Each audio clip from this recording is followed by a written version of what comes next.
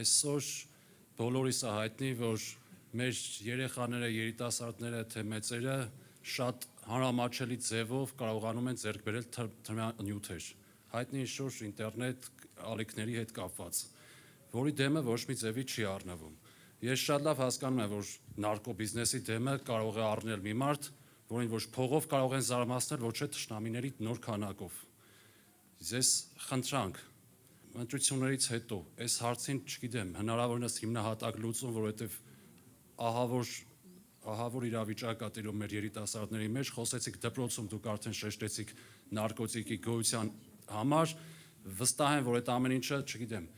ուժեղ տարբեր մարդկանց հովանու ներքո է տիրում ու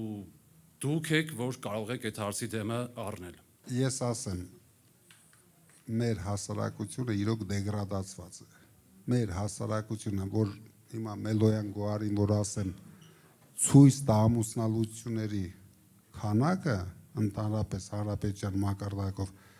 նույնիսկ ձեր ֆանտազիան չի երիկելու։ Իսկ դրա գլխավոր պատճառներից մեկը ձեր բարձրացրած խնդիրն է,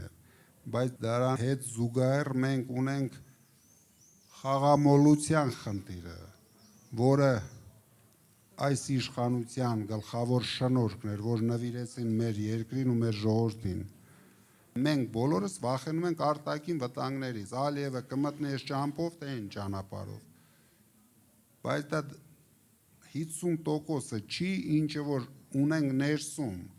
ու ինչը որ սրանք ստեղծեցին ներսում։ Խաղամոլություն, թմրամոլություն պետք է լինի մեր պետության գլխավոր թիրախը, պետք է դա հիմնահատակ անենք։